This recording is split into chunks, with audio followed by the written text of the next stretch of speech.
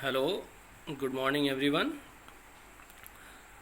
So students, in last video I completed till the topic acidity of alcohol. This is the topic which you see on this screen, right? So there we discuss about the region of acidity of alcohol and how and which group either increases the acidity and decreases the acidity of alcohol, and from that we discuss that according to the degree of these three alcohols, primary alcohols are more acidic than secondary than tertiary, because this acidity affected by electron releasing group such as alkyl group.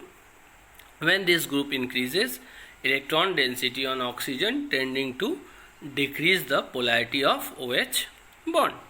Okay, hence this is the arrangement according to the three different degrees.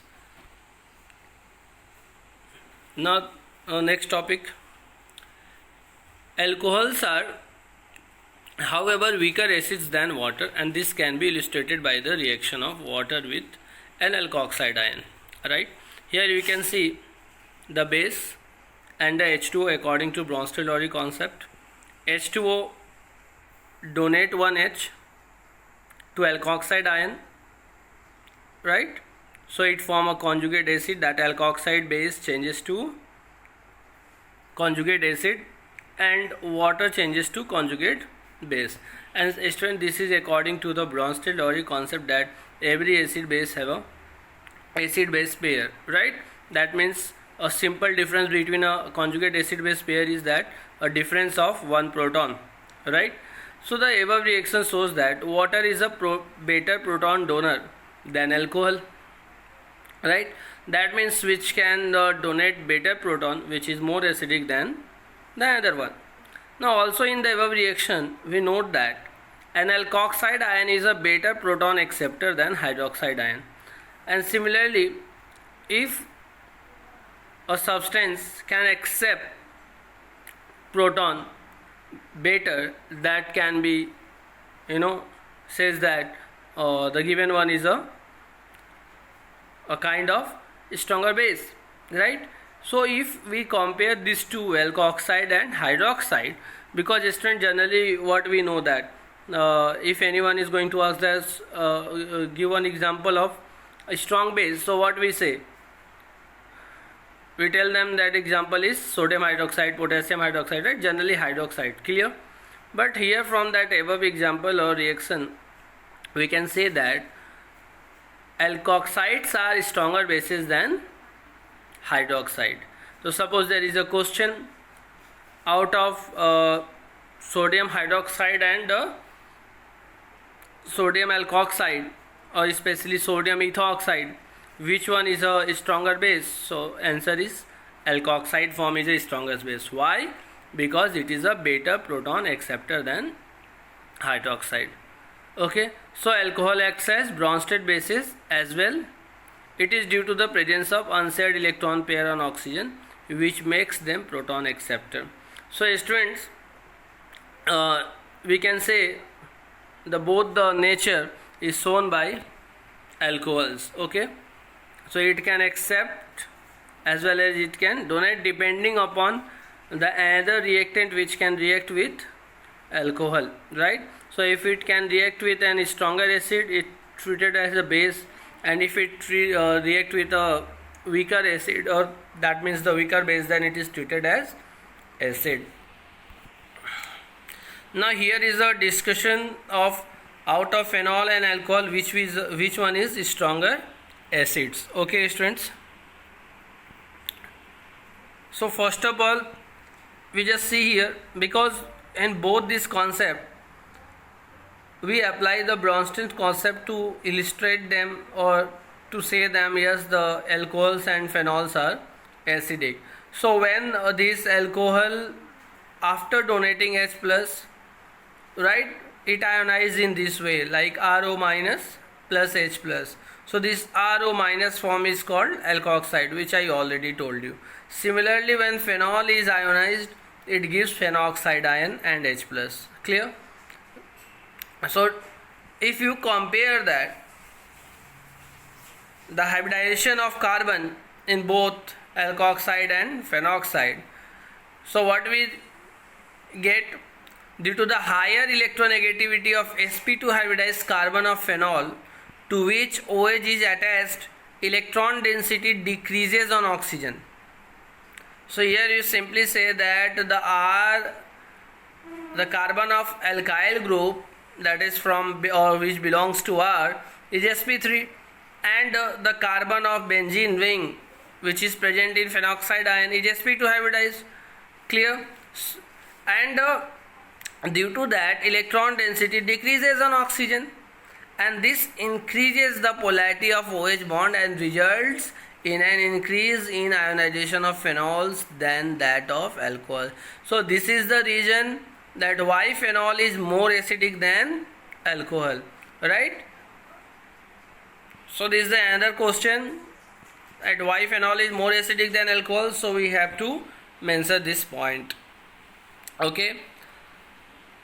Now the next question from this paragraph is, out of phenoxide and alkoxide ion, which one is more stable? Okay, students. So now let us examine the stabilities of alkoxide and phenoxide ions. In alkoxide ion, the negative charge is localized on oxygen. Why localized? Because the position of this alkoxide ion is fixed, only one carbon where this O is attached, right? But in phenoxide ion, the charge is delocalized. The reason is due to resonance. Okay? Due to resonance, the charge is delocalized in the phenoxide ions. Okay? So now phenoxide ion more stable and favors the ionization of phenol. So the question is, out of phenoxide and alkoxide, which one is more stable? Answer is phenoxide is more stable. Why? So due to resonance structure, the charge on phenoxide ion is delocalized, right? That's why it is more stable.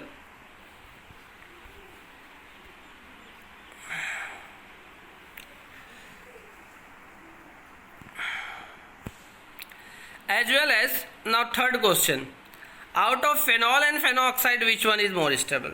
Out of phenol and phenoxide, which one is more stable? So there is also charge delocalization in phenols. Its resonance structures have charge separation, due to which the phenol molecule is less stable than phenoxide ion, right? There is also charge delocalization in phenol, and its resonance structure have charge separation, due to which the phenol molecule is less stable than phenoxide ion. This is the reason. If you see the resonating structure of phenoxide ion, you can see here only one kind of charge is there, and if you see the resonating structure of phenol, then there is both the charges there, one is plus and other is minus in this previous page. Okay, so that's the reason why the phenol is phenoxide is more stable than phenol also. Now the next topic is, we already discussed that phenol is more acidic than alcohol. Now here also, what kind of group enhance the acidity of phenols, right, and which can reduce the acidity of phenols, right? So here also, the groups like electron withdrawing groups such as nitro enhance the acidic strength of phenol, right? And electron donating group or releasing group such as alkyl group, right, which decreases the acid strength of phenol. Okay, student. So very simple, if any group which can enhance the acidic property is present, and if their number is going to increase, their acidity property is also going to increase. Okay, and if any group which decrease the acidity of phenols, if their numbers are also increases, that means their acidic property is also decreases. Okay, students. So here is one value which is related to pK. You can see from this table, more is the pKa, less is the acidity, less is the pKa, more is the acidity. Now student, in aromatic, that means in phenol, right, and when these groups are present to para, right, means with respect to OH, if these groups are present to its fourth position, then they are more effective, because you know very well the 1-2 position is called ortho, 1-3 is called meta, and 1-4 is called para.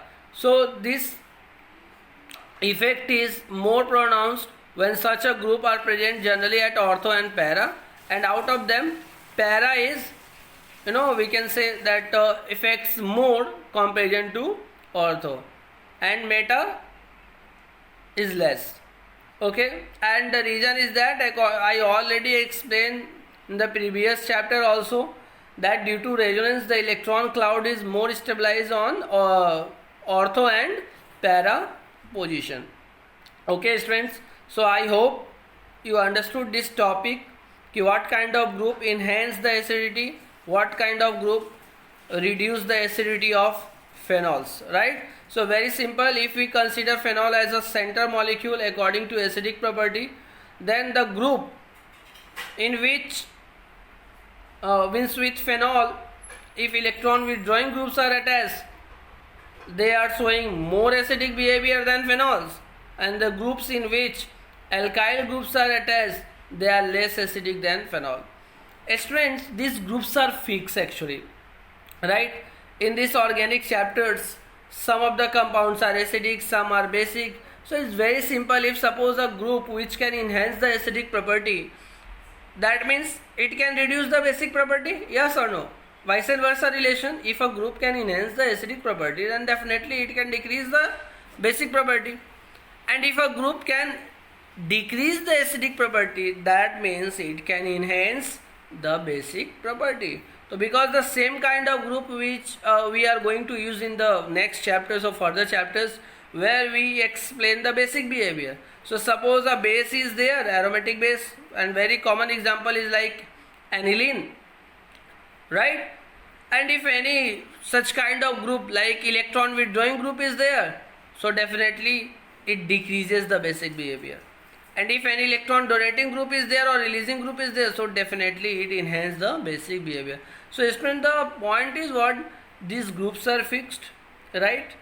If you keep these points very clear in your mind, that what kind of group enhance the acidic behavior, what kind of group reduce the basic behavior, so it's a common one, you can use anywhere. So I hope you understood this topic very clear. So our next topic is esterification.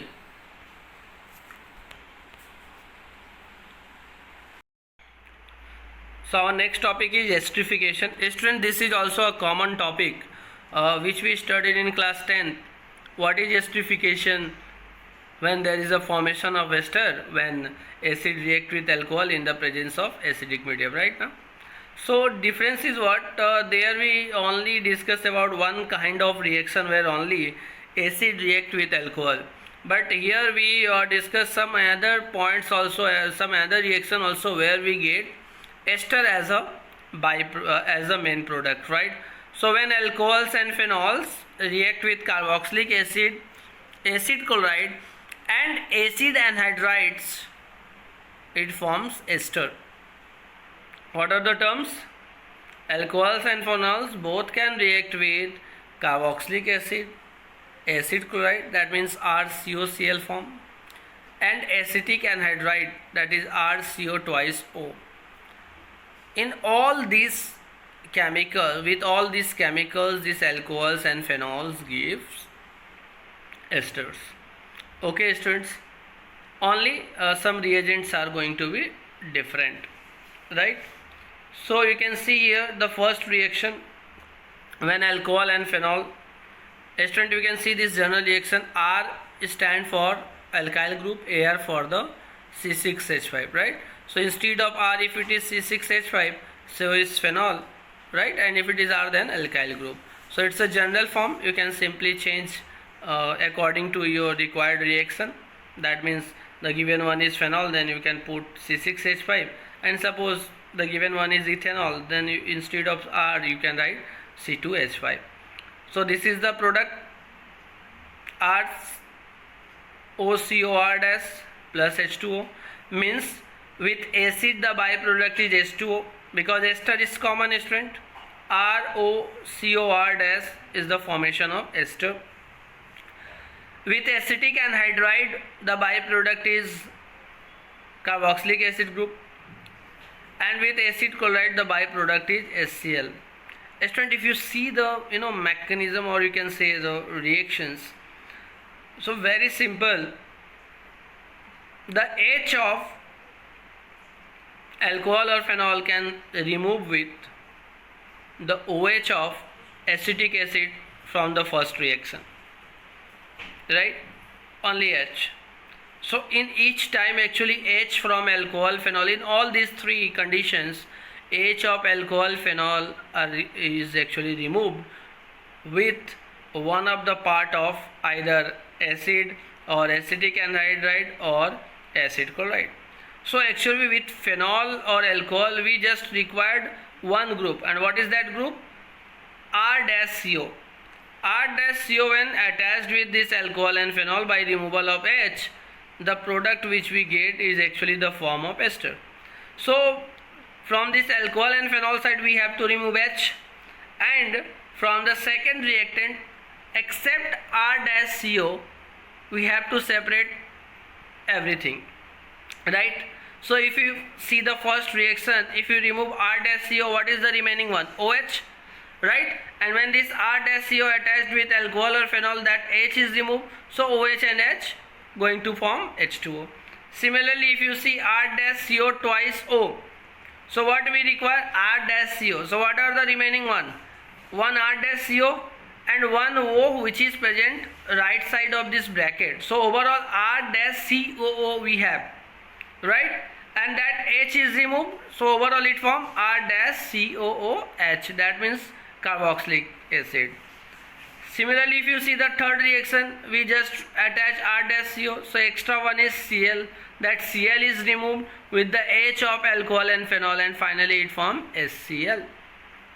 So I hope it is clear to you. Now student, you all are familiar with acid. Now I hope you have confusion that how this acidic or acid anhydride is going to form. So student, whenever two molecules of carboxylic acid is going to combine, by the loss of H2O molecule or the water molecule, the product which we get, that is called acid anhydride. Similarly, when carboxylic acid react with HCl, again by the loss of H2O molecule, the product which we get is called acid chloride. Okay student, so in this way these products are formed, and in next organic chapter, that is in aldehyde ketone carboxylic, I will discuss the reaction how these anhydride and acid chlorides are formed. It's very simple, it's not going to be very much difficult. So in all these reaction student, the products are ester, and very simple technique, we have to just attach, because there are three reactions, right? So it may be going to create confusion for you people. So very simple, we have to extract that R-CO from one another reactant, and we have to attach with alcohol or phenol by removing H. So what about the remaining things with H? That is the byproduct. Now the next topic is acetylation. The introduction of acetyl group, that is CH3CO group, in alcohols or phenol is known as acetylation. Introduction of acetyl group, right? And acetylation of salicylic acid, it's the common name, its IUPAC name is 2-hydroxybenzoic acid, gives aspirin, that is acetyl salicylic acid. So student, if you see this reaction, we have to introduce COCH3 group, like, so just remove the H of OH which is present in salicylic acid, attach COCH3, just see how many remaining groups, that it is actually CH3CO twice, so one COCH3 is attached, one COCH3 is remaining, and one O. So overall, like in the previous example, we have CH3COO and H is removed from this OH. So overall CH3COOH. Okay student, so in this way you can write the byproduct, but very simple, just remove H of hydroxyl from salicylic acid and just put COCH3, we get aspirin. Now next reaction involving cleavage of carbon oxygen bond in alcohols. Student, this topic is actually based on the reaction which we used for the preparation of alkyl halide in haloalkane salovarians chapters, which we already covered. You can see on this screen already mentioned, refer unit 10 class 12, right? And there also I already told you that these are actually used, and some of the reactions which we use in the preparation are going to come in the form of chemical properties or going to come in the form of chemical test to distinguish. So here also actually student, this reaction is actually used to distinguish primary, secondary and tertiary alcohol, right? All these three alcohols are given, so how can we separate them? So by using this particular reaction, right? So what is the main reaction when alcohol is treated with halogen acids, right, or hydrogen halides? It forms alkyl halide and the byproduct is H2O. Okay students, so how can we use this reaction for this distinguished property, right? So suppose we have three different alcohols, right? We just add Lucas reagent. The first one is, what is Lucas reagent? So concentrated HCl and ZnCl2 mixture is called Lucas reagent. Okay, so very simple, we can distinguish primary, secondary and tertiary alcohol from Lucas reagent. So when we add Lucas reagent to all these three given samples of alcohols, so the sample in which turbidity produces just after the addition of Lucas reagent, that alcohol is tertiary alcohol, right? That means turbidity produced just immediately as they form halide easily. So that alcohol is tertiary, and primary alcohol do not produce turbidity at room temperature. So we can separate these two. Now what about secondary? So it takes some time, or very simply if you just heat that content, means we keep that particular mixture for some time, then it gives turbidity. So secondary alcohol just takes some time to give turbidity, tertiary gives immediately turbidity, and primary do not give turbidity at room temperature, right? So this is the reason. Yes, for formation of turbidity in primary alcohol, we have to heat that particular mixture. Okay, so in this way we can separate primary, secondary and tertiary alcohol, right? Now once again I want to discuss this point. The point is, how can we distinguish primary, secondary, tertiary alcohol? Answer is, what's the answer? By using Lucas reagent. What is Lucas reagent? It's a mixture of concentrated HCl and ZnCl2. I explain this test, Lucas test. So we add Lucas reagent to all three given alcohols. The alcohols in which turbidity is formed just immediately after the addition of Lucas reagent is called tertiary alcohol, and the alcohol which give turbidity after some time is called secondary, and the alcohol which do not give turbidity at room temperature is called primary alcohol. So in this way we can separate them into primary, secondary and tertiary alcohol. Now student, the second reaction with phosphorus trihalide. So this reaction we also completed in haloalkanes and haloarenes. Okay students, next is dehydration. Dehydration, that means student, the removal of water molecules. So when alcohol is treated with concentrated H2SO4 or H3PO4, right, so it gives alkenes. Okay students, So if ethanol is going to be heated in the presence of concentrated H2SO4, it gives ethene. And yes, the byproduct is water, because the topic is dehydration, that means removal of water molecule. Student, you can see when ethanol is going to convert into ethene, the temperature is 443 Kelvin, and it is a primary alcohol. What it is? It is a primary alcohol. Now for secondary and tertiary alcohol are dehydrated under milder condition. That means the temperature is going to be decrease when the degree of alcohol is going to change, right? So in the case of secondary alcohol, you can see the temperature is 440 Kelvin, and the acids are also not so much strong. And in tertiary, the temperature is going to be 358 Kelvin. So in same manner, the reaction is going to occur, only the condition is going to be milder. So according to all this discussion, the order of dehydration of alcohol is tertiary, then secondary, then primary. Because you can see tertiary react faster, because at milder condition temperature is very less in the case of tertiary.